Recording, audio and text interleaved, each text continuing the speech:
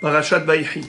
Vayhi Yaakov beretz Mitzrayim 17 shana vayhi yemei Yaakov shenechayav 7 shanim ve'arba'im u'ma'at shana.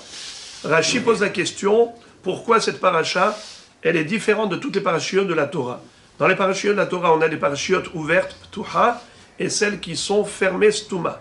Mais même les stuma, en quoi elles sont différentes de ptuha? Ptuha, c'est lorsque le sofer recommence à la ligne. Il va à la ligne et il commence une nouvelle paracha, un nouveau passage, un nouveau sujet. Tandis que stuma, c'est quand le sofer laisse 9 lettres d'écart et il recommence un autre sujet, ça s'appelle parasha stuma. Mais dans parasha de Vayhi, il n'y a aucun écart entre la fin de Vayigash et le début de Vayhi. Et Rashi pose la question, pourquoi? Il donne 2 réponses. Lama parasha zu stuma lefi shekevan sheniftar Yaakov avinu nistemu ainehem velibam shel Israël mitzarat hashi'abud sheitchilu leshabedam. Étant donné que les yeux de Bnei Israël et leur cœur a été fermé par la souffrance, par la douleur, après la mort de Yaakov Avinu. Tant que Yaakov Avinu était vivant, ils n'ont pas connu la difficulté de la galoute. Elle n'a commencé qu'après la mort de Yaakov Avinu. C'est la raison pour laquelle la paracha est stouma, pour indiquer que le cœur des Bnei Israël et leurs yeux, en quelque sorte, comme si désormais il y a un voile noir qui descend devant leurs yeux. Maintenant, c'est la fin des belles années de l'âge d'or qu'ils ont connu à l'époque de Yosef Hatzadik, de Yaakov Avinu. Alors, les Mefarshim posent la question, disent, mais pourtant, tant que Yosef était encore vivant, il n'y avait pas de Shi'abud. Mais en fait, les Mitzriim ont commencé déjà à se permettre, après la mort de Yaakov Avinu, d'avoir des expressions antisémites à l'égard des enfants d'Israël. Davar acher, deuxième raison, chez Bikesh legalot et aketz lebanav, benistam mimenu. Pourquoi cette paracha est stouma? Parce que Yaakov Avinu avait souhaité dévoiler la fin des temps au Ham Israël, leur révéler la fin de la galoute. Mais Akadosh Baruch Hu ne souhaite pas qu'on sache c'est quand. L'épreuve, elle est là. D'avoir une attente constante pour la venue du Mashiach, sans perdre l'espoir et de raviver constamment la flamme de la Emouna en Biat Mashiach. C'est quelque chose qui est extrêmement important. C'est l'une d'ailleurs des questions. Il y a 6 questions qu'on va poser à l'homme après 120 ans. La Gemara nous dit, entre autres, Tzipita liyishua. Est-ce que tu as vraiment espéré en la délivrance? Ou bien est-ce que tu as perdu espoir? Eh bien, il n'a pas pu leur dévoiler la date du dernier délai de la venue du Mashiach. C'est pour cela que la paracha est stouma, car Dieu lui a retiré cette information. Le pasuk kaftet. Vaikrevu yemei Israël lamut. Les jours de Israël approchaient leur fin, la mort. Vaikra libno le Yosef. Alors il appela son fils Yosef. Vayomerlo, il lui dit, Imna matzati hen be'enecha. Si j'ai trouvé grâce à tes yeux, Simna yadecha tahatirechi. Mais s'il te plaît ta main à côté de ma hanche pour jurer au nom de ma Brit Mila. Puisque vous le savez, comme Avraham Avinu qui avait dit à Eliezer, tu vas jurer en mettant ta main au niveau de l'aine. Puisque nous explique Rashi que quelqu'un qui jure, il doit tenir un objet sacré. Soit un Sefer Torah, soit une mezouza, soit une tefillin, ce qu'on appelle Nekitat Hefetz. Eh bien, la première mitzvah de Avraham Avinu, qui a été retransmise à ses enfants, c'est la Brit Mila. C'est ça l'élément sacré, la circoncision. Donc mettre sa main à côté de l'endroit de la Mila, c'est une façon de dire « je jure par un élément sacré ». Et pourquoi il a fait jurer? Quoi, il ne comptait pas sur lui? Le Midrash raconte que plus tard, quand Yosef a demandé à Paro la permission d'aller en Eretz Israël pour enterrer son père, Paro a refusé. Yosef lui dit, mais j'ai juré, j'ai prêté serment à mon père, je suis obligé d'accomplir ma chevoie, pas le choix. Il lui dit, tu as le choix, fais un tarat nedarim, tu vas procéder à l'annulation des serments et tu te délies du serment que tu as fait à ton père. Alors il lui dit, si c'est comme ça, moi aussi, j'avais juré, tu te souviens? Quand j'étais sorti de prison et que tu m'as invité à venir te voir dans la cour royale, j'ai gravi les échelons du trône. Il y avait combien d'échelons? 70. Par en haut s'adresse à Yosef à chaque fois sur une autre marche en une langue différente. Et Yosef lui répond en chaque langue. Celui qui ne connaissait pas les 70 langues ne pouvait pas être roi en Égypte. Il fallait maîtriser les 70 langues. Et comment Yosef les connaissait? C'était pas possible que Yosef les connaisse, il n'était pas à l'université, comme à la faculté des langues. Alors comment? Akshbaruch a envoyé Gabriel à Malach pour lui enseigner. Mais comment un cerveau humain peut enregistrer 70 langues en une nuit? Alors qu'est-ce que fait Gabriel à Malach? Il lui rajoute une lettre dans son nom. Il s'appelait Yosef, désormais Yehosef. Edut bi Hosef Samo betseto al Eretz Mitzrayim sefat lo yadati eshma hasiroti misevel shechmo kapav miduta avona batzara karata bachaletzeka. En tout cas, Yosef Hatzadik est sorti de prison parce que le Malach lui a rajouté une lettre, le He. Donc il a le Yud et le He et le Vav, 3 lettres du nom divin. Yehosef. Et là, comme ça, il a réussi à capter les 70 langues, à part l'hébreu qu'il connaissait déjà. Les 70 marches, il les gravit, et dans chacun des escaliers, par haut s'adresse à lui en une langue différente. Et Yosef répond, tac au tac. Ta, ta, ta, ta, ta. À la fin, il arrive tout là-haut. Yosef, c'est lui qui parle en hébreu à Paro. Paro, il comprend rien. Paro dit à Yosef, je t'en prie, tu ne racontes à personne. Ne dis pas en bas au ministre que tu connais plus de langues que moi. Je n'ai pas envie qu'il te mette à toi à ma place. Il lui a dit, promis. Il a dit, mais jure. Il prête serment, il jure. Alors maintenant, Yosef dit à Paro, tu veux que je fasse Atarat Nedarim, que j'annule le vœu, que j'annule le serment? Il n'y a pas de problème, j'annulerai les 2 serments en même temps. Je vais leur dire que je connais une langue supplémentaire, et donc ils vont te destituer à toi de ton trône pour me placer à moi. Et je n'aurai plus besoin de ton autorisation. Alors il lui dit, qu'à cela ne tienne, vas-y rapidement, enterrer ton père en Canaan. En effet, il lui dit, Al natik bereni bemitzraim, s'il te plaît, ne m'enterre pas en Égypte. Pourquoi? Alors d'abord, Rashi nous explique, Vaikrevu yemei Israël lamut, quand on dit les jours de vie de Yaakov approchaient leur fin, ça veut dire qu'il n'a pas vécu autant de temps que ses parents. Son père a vécu 180 ans, Yitzhak Avinu.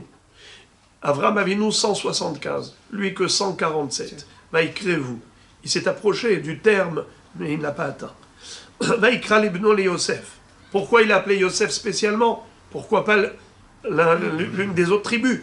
Réponse, Lemi sheaya yecholet biyado la'asot, celui qui avait le pouvoir d'agir. Sim nayatra veishavar, mets ta main à côté d'Amila pour jurer. Chesed ve'emet, tu feras avec moi du chesed, du emet. Rashi dit, chesed she'osim imam metim, hu chesed shel emet, she'no metzapeh letashlum gemul. Tout le bien que l'on fait envers un défunt, eh bien, ça s'appelle du vrai chesed. Car il ne peut même pas te dire merci.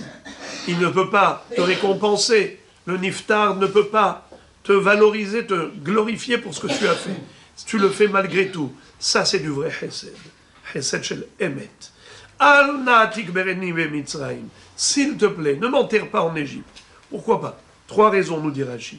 Sauf à liot afarakinim. Premièrement, c'est que le sable de la terre d'Égypte se transformera en poux. Non, la 3e plaie. Je ne veux pas avoir des poux sous le dos.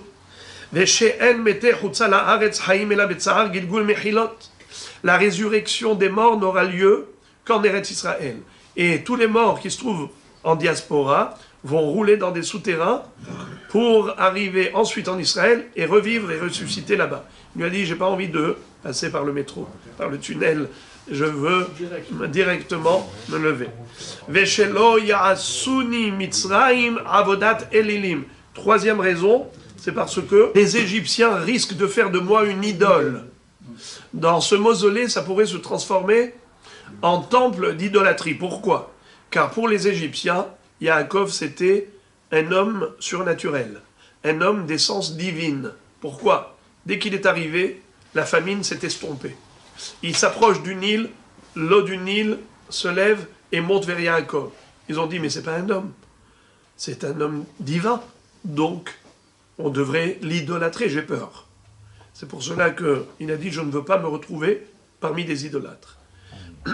Pour ces trois raisons, il a demandé à Yosef de l'inhumer en dehors de Mitzrayim. Et Shachavti im avotai, je vais rejoindre mes pères. Ça veut dire je vais quitter ce monde. Unsatani mi Mitzrayim, tu me porteras d'Égypte. Ukvartani bikvuatam, tu vas me transférer là-bas et m'enterrer avec eux. Vayomar anochi erese kidvarecha, c'est-à-dire Yosef s'engage. Vayomer Ishav Ali, il lui dit, mais jure-moi. Vaishav Alo, il a prêté serment. Vaishtahu Israël al Rosh Amita. Alors Yaakov Avinu se prosterne. Qu'est-ce que ça veut dire, il se prosterne al Rosh Amita? Alors il y a deux pirouchim. Il s'est prosterné devant son fils Yosef. Et Rachid dit en araméen, Ta'ala be'idne sagidle. Le renard, en son temps, prosterne-toi devant lui. C'est quoi cette histoire? C'est une parabole, c'est une fable. Il était une fois dans la jungle, lorsque tous les animaux ont dit au roi lion, stop, ça suffit cette dictature, c'est toujours toi le roi, et nous, on ne peut pas goûter un petit peu au trône? Allez, laisse-nous un peu. Alors ils ont décidé de faire un tour de rôle. 365 jours dans l'année, chaque bête, chaque animal sera roi un jour. Alors, à tour de rôle, on installe sur le trône la bête choisie. Et tout le monde se prosterne devant le roi. Alors, quand le renard se trouve aussi sur le trône, eh bien, le petit renard, avec sa grande queue, mais tout le monde se moque de lui. Le renard, le petit rusé, le petit malin, avec toutes ses manigances, ils avaient un regard de mépris. Quoi, devant toi on va se prosterner? Ça ne va pas, non? Alors il y en a un qui a plaidé en sa faveur, il a dit, rien à faire, la loi, c'est la législation. Dans la jungle, on a décidé d'élire tous les animaux, c'est son jour, on se prosterne même devant le renard. Ta'ala, si vous changez le tav en Chine, ça fait shu'ala, le shu'al, le renard. Be'idne, en son temps, sagidle, prosterne-toi devant lui. La loi, c'est la loi. Eh bien, qu'est-ce qu'il va dire Yaakov Avinu? C'est vrai que c'est mon fils, et c'est un roi. Le moment est arrivé de se prosterner. Et qu'est-ce qui va se passer? Qu'est-ce qui s'est réalisé à ce moment-là? Qui s'en souvient des rêves du pharaon, des rêves de Yosef? Le soleil, la lune et les étoiles vont se prosterner devant moi. Voilà, Yaakov Avinu se prosterne devant son fils Yosef. Et il dit, c'est vrai, c'est mon fils, et c'est un roi. Deuxième raison, il s'est prosterné à Rosh Amita, comme il était malade, Yaakov Avinu, il s'est prosterné devant la tête du lit. Qui se trouve à la tête du malade? Hachem. Eh bien Hachem, la Shekhinah. Il s'est prosterné, Vaishtahu Israël, al Rosh Amita. D'ailleurs, on n'a pas le droit de s'asseoir plus haut qu'un malade, car tu n'as pas le droit de te mettre au-dessus du niveau de la Shekhinah qui est à la tête du malade. Troisième raison, il nous dit, al Rosh Amita, mais quel rapport avec le lit? Et il dit, j'ai eu de la chance. Mon grand-père, il a eu 2 enfants. Un tzaddik, mais un rachat. Yitzhak, mais à côté de ça, Ishmaël. Mon père Yitzhak, il a eu 2 enfants. Yaakov, mais il a eu aussi Esav. Mais moi, j'ai eu de la chance. Sur mes 12 enfants, 12 tzaddikim, j'ai pas un seul rachat. Car même celui qui aurait pu l'être, très facilement, Chas Shalom, c'était Yosef HaTzadik. Il est en Égypte, dans un environnement de Toum'a, hostile à toutes les vraies valeurs. Il est roi, il est vice-roi, il est dans le palais royal, mais s'offre à lui tous les plaisirs de ce monde, ils sont accessibles. Et lui, il est resté tzaddik. Oh Yosef, Betzit Kato, mais Yosef Haya be Mitzrayim, comme Rashi va dire dans Parashat Shemot, Hu betzidko, mithilato, ve'ad sofo. Il est resté tzaddik du début à la fin. Alors Yaakov se prosterne pour remercier Hachem pour son lit. C'est quoi le lit? C'est des enfants. C'est là où il y a la conception. Alors il dit, Vayishtachu Israël al Rosh Hamita, merci Akadosh Baruch Hu d'avoir fait en sorte que mon lit est parfait. C'est pas comme le lit d'Abraham, le lit de Yitzhak, où il y a eu des clipotes, il y a eu des déchets. Chez moi, tout est parfait, Baruch Hashem. Mita Shelema. Vayi acharei hadevarim haele, et bien plus tard, Vayomer le Yosef hine avicha chole. On a raconté à Yosef que son père est malade. Vayikach et shnei banav imo et Menashe et Ephraim. Il va prendre avec lui ses deux enfants, Menashe et Ephraim. Qui est-ce qui a raconté à Yosef? Rashi dit, Yesh omrim, Ephraim haya ragil lifnei Yaakov betalmud. Kshehala Yaakov beretz Goshen, halach Ephraim etzel aviv lemitzrayim lagilo. Qui était l'élève de Yaakov Avinu? Ephraim, le fils de Yosef. Quand son père est tombé malade, il va aller voir son père. Pardon, et lorsque son grand-père Yaakov, avec qui il étudiait tout le temps la Torah, est tombé malade, il va tout de suite avertir son père Yosef.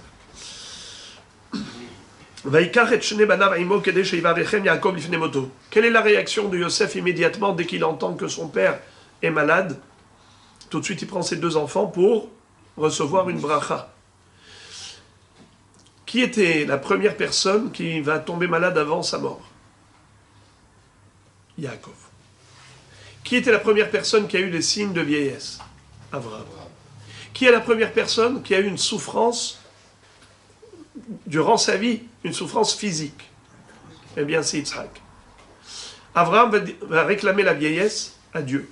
Et que je lui dis, tu as demandé quelque chose de bien. Je commence par toi. Pourquoi il demande la vieillesse? Il dit, mais Abraham et Yitzhak, quand ils marchaient dans la rue, on aurait dit deux jumeaux. Les gens ne savaient pas qui était le père et qui était le fils. Alors, Abraham Avinu demande à Kadosh Baruch Hu, s'il te plaît, les gens ne savent pas respecter la vieillesse, la sagesse qui provient de l'expérience. Alors, marque une différence entre un jeune et un vieux.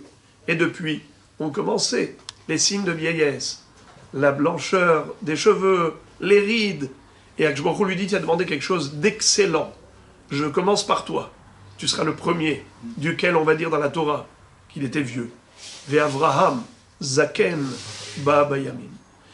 Et ensuite, Yitzhak demande les Isurim.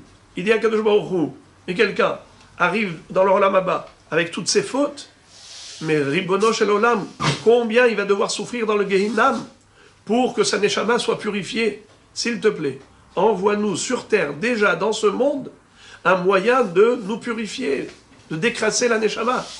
Alors, je lui dis, tu as demandé quelque chose d'excellent, je commence par toi. Laquelle personne a été frappée de cécité, qui est devenue aveugle? Eh bien, c'était Yitzhak Avinu. Vayikizaken Yitzhak vatichena enav. Eh bien, ça a été une purification, et c'est comme ça que Yitzhak, c'est lui qui a réclamé. Yaakov Avinu va dire à Kadosh Baruch Hu, un homme marche dans la rue, il fait Hatchoum, il éternue, et il rend son âme. À l'époque, on éternuait combien de fois? Dans la vie, combien de fois on éternuait? Une fois. C'était la première et dernière fois qu'on éternuait. Dès qu'il éternuait, c'était pour rendre sa neshama, rendre le souffle. Eh bien, la personne n'était pas prête du tout psychologiquement. Elle pouvait ne pas ordonner son testament, ne pas faire teshuva, ne pas se préparer au Olam Haba, parce que ça arrivait d'une minute à l'autre, de manière spontanée, subitement. Alors, on demande à Akadosh Baruch Hu la dernière maladie avant la mort, qui est une préparation psychologique. Akadosh Baruch Hu dit à Yaakov Avinu, tu as demandé quelque chose d'excellent. Tu seras le premier à en bénéficier. C'est ce que nous dit le Passouk. En effet, voilà, on va relire. Vayi acharei hadevarim haele, vayomer le Yosef, hine avicha chole. On a dit à Yosef, ton père était malade. Donc il les a pris tous les deux pour leur faire la bracha. Vayaged le Yaakov vayomer, hine bincha Yosef baelecha. Vayitchazek Israël, vayeshem ala mita. Donc Ephraim est venu dire à Yaakov, voilà papa est en train d'arriver. le shaliach qu'on a envoyé pour dire que Yosef est en train d'arriver avec ses deux enfants, Ephraim et Ménaché. Vaïthazek Israël. Amar afalpi shu beni melech. Bien que ce soit mon fils, mais c'est un roi. Ahalok lo kavod. Faut que je lui accorde tous les honneurs qu'il mérite. Mikan sheholkim kavod la malchut. Vechen Moshe halak kavod la malchut. Même Moshe Rabbeinu a eu à l'égard de Paro un comportement de respect pour le roi, bien qu'il lui a donné une bonne raclée avec les 10 plaies, mais malgré tout, il venait avec tous les salamalek, parce que Akshborou avait dit à Moshe Rabbeinu d'avoir du kavod à l'égard du roi. N'est-ce pas comment on dit quel bracha on fait quand on voit un roi? Baruch ata Hashem Elokeinu melech haolam, shenatan mikevodo le basar vadam. Akadosh Baruch Hu a donné de son kavod à basar vadam. C'est qui? La majesté du roi. Majesté royale. Eh bien là aussi, Yaakov fait du kavod à son excellence, Yosef Hatzadik. Vayomer Yaakov et Yosef. Et maintenant, voyez-vous comment il va le solliciter pour l'enterrer en Eretz Kenaan, dans le kavod de patriarche. Vayomer Yaakov et Yosef, El Shaddai nir'a elai beluz beretz Kenaan vayivarech oti. Lorsque j'étais sur le mont Moria, à Yerushalayim, qui est la ville qui porte le nom de Luz, qui portait le nom de Luz, qui va être Beth-El, Yerushalayim, Ve'ulam, Luz, Shema'ir la Rishona. Il lui dit, Akadosh Baruch Hu m'est apparu dans ce rêve, et il m'a dit, Vayomer elai, hineni mafrecha v'irbiticha unetaticha, likehal amim, venatati ta'aretz azot, les aracha harecha achuzat olam. Voilà que je vais te multiplier, je vais te fructifier, et je te donnerai cette terre pour ta descendance. Alors écoutez ça, ce que dit Rashi. Bisrani she'atidim latzet mimini od kehal be'amim, ve'afal pi she'amar li goy ukehal goyim, goy amar li al binyamin, kehal goyim hare shnaim levad bin binyamin, ve'shuv lo nolad li ben, lamadnu she'atid echad mishvatai lehalek, ve'ata otam matana ni noten lecha. Dieu m'a promis encore 2 enfants. Mais comment 2 enfants? J'en avais déjà 12. N'est-ce pas?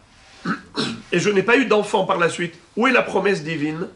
C'est que Akadosh Baruch Hu m'a promis que l'un de mes enfants va se diviser en 2. Yosef va se diviser en Ephraim et Menaché. C'est ce que dit le Pasuk. Verata, et maintenant, Shene banecha noladim lecha beretz Mitzrayim, tes 2 enfants qui sont nés en Eretz Mitzrayim, adboye lecha, jusqu'à ce que je suis venu ici, Mitzrayima, lihem, ils seront considérés comme mes enfants. Ephraim ou Menaché, Kir-Uven ve Shimon et Yuli. Ephraim et Menaché, ils seront considérés comme Réhouven et Shimon. Rashi explique, qu'est-ce que ça veut dire? Ils seront les miens. Eh bien, ça veut dire qu'ils auront une part de territoire en Eretz Israël comme, de manière autonome et indépendante. Comme s'ils étaient l'un des enfants du Yaakov Avinu, comme les 12 tribus. Comme Réhouven, Shimon, Lévi, chacun a eu sa parcelle de territoire lors de la distribution d'Eretz Israël aux tribus. Eh bien, on va avoir la tribu de Ephraim et on va avoir la tribu de Ménaché, bien que les 2 c'était les enfants de Yosef. Et Yosef, normalement, il aurait dû avoir une seule part, comme tous ses frères. Non, il a eu une double part, parce que Yaakov lui dit, c'est à toi que j'offrirai ce cadeau. Entre parenthèses, on aura l'occasion de voir ça par la suite. Réhouven était le Bechor, c'était l'aîné. Il aurait dû avoir 3 couronnes. La couronne de la royauté, de l'aînesse, déjà le droit d'aînesse, et la Kehuna.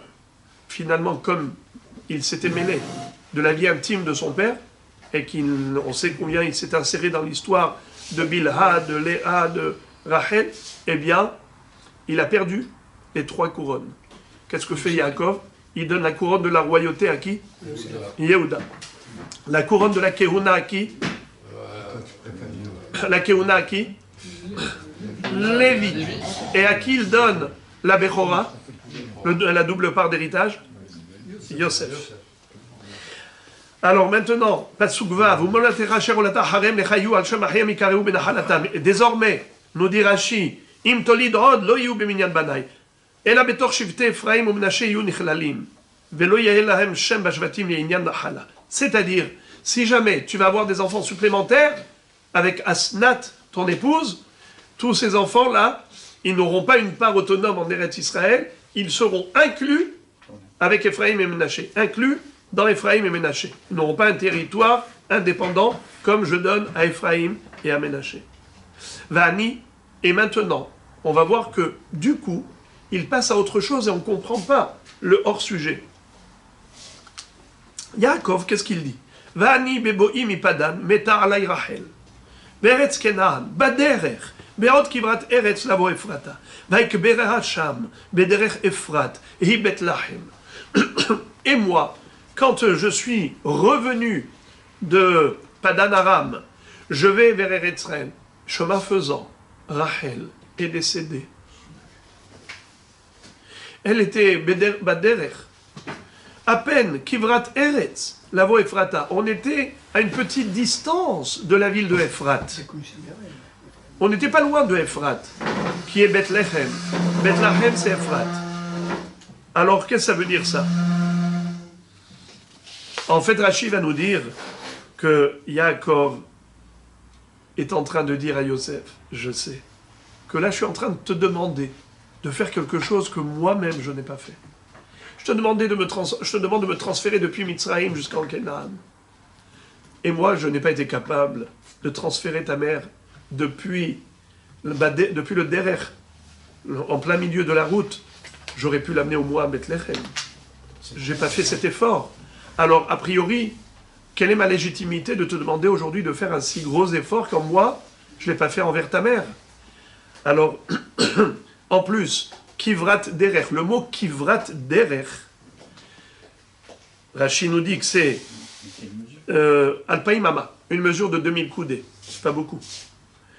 Aussi, le mot Kivrat, ça vient du mot Kevara. Kevara, c'est un tamis. Un tamis, un crible, c'est là où il y a beaucoup de trous.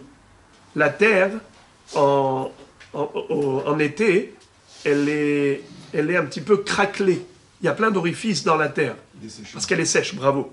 En hiver, au contraire, c'est comme une pâte avec l'eau, la pluie. Et en été, au contraire, elle se dilate. Donc, il y a des craquements ici et là. Et la terre, si on pouvait la comparer, on peut la comparer à un tamis, où il y a des fissures. Il lui dit, et à ce moment-là, c'est même pas qu'il pleuvait, il n'y avait pas de pluie. J'aurais pu transporter Rachel, j'aurais pu la transférer pour l'enterrer. Il ne pleuvait pas. On n'était pas très loin. Alors pourquoi je l'ai fait comme ça? Tu peux m'en vouloir, mais je vais te dire quelque chose. Voici ma réponse. Vaikbereha sham, bederech Efrat, hi Betlahem. Et Rashi de nous raconter la vraie raison. C'est extraordinaire. C'est parce que le jour viendra. Le Beth Amikdash sera détruit. Israël exilé. Ils vont traverser par ce lieu qui va plaider en leur faveur. Kol berama nishma nehi beritamru. Il y a une voix qui retentit dans les cieux, qui pleure. C'est Rachel pour ses enfants. Et Akadosh Baruch Hu lui dit, regardez Rashi. Akadosh Baruch Hu meshiva. Et Dieu lui répond, Yesh sachar lif'ol la terre, ne'um Hashem. Sache que ce que tu as fait envers ta sœur Léa, tu lui as cédé ta place. Tu lui as même carrément communiqué le code secret pour pas qu'elle subisse d'humiliation. Je ne resterai pas endetté envers toi. Tes enfants reviendront sur leur terre. Et c'est comme ça que Rachid dit que Yaakov avait besoin de s'expliquer au devant de Yosef. Vayar Israël béni Yosef vayomer miele. Alors Israël va voir ces deux enfants que Yosef lui a ramenés pour qu'il les bénisse. Il lui dit miele. C'est qui cela? C'est bizarre, c'est étrange. Comment il peut poser cette question miele? Mais évidemment qu'il lui avait déjà présenté. Et on a dit il y a 2 minutes que Ephraïm étudiait régulièrement la Torah avec son grand-père. Alors comment il peut dire c'est qui cela? Pourquoi il ne les connaissait pas? Hein, Rachid dit, mi-elle, c'est que à ce moment-là, quand Yaakov va vouloir les bénir, la Shekhinah le quitte. Il perd l'inspiration divine. Et il se dit, il y a un problème. Ces enfants, ils ont un vrai problème, sinon la Shekhinah ne m'aurait pas quitté au moment où je voulais les bénir. Alors il dit, c'est qui ceux-là? D'où ils sortent ceux-là qui ne méritent pas de bracha? En réalité, vous savez pourquoi la Shekhinah l'a quitté? C'est parce que de Ephraïm va sortir un enfant qui sera un rachat, 2 enfants.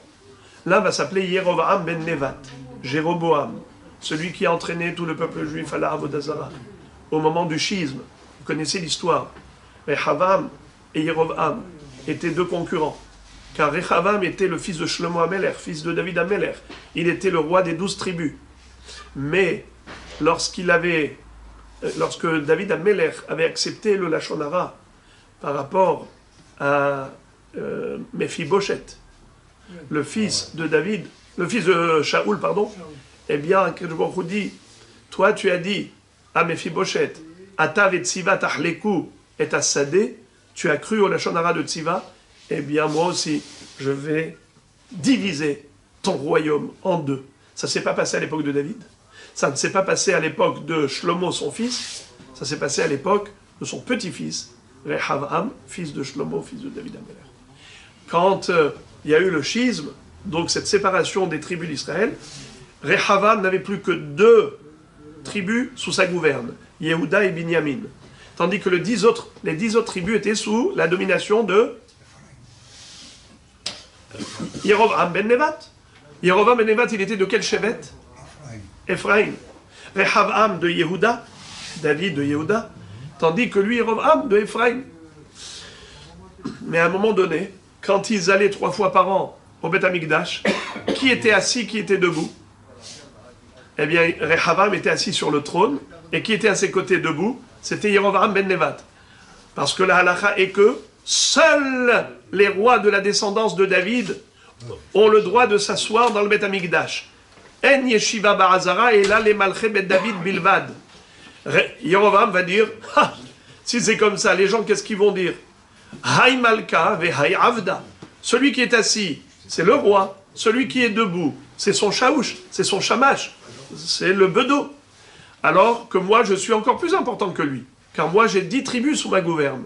Qu'est-ce qu'il fait à ce moment-là? Il donne l'ordre.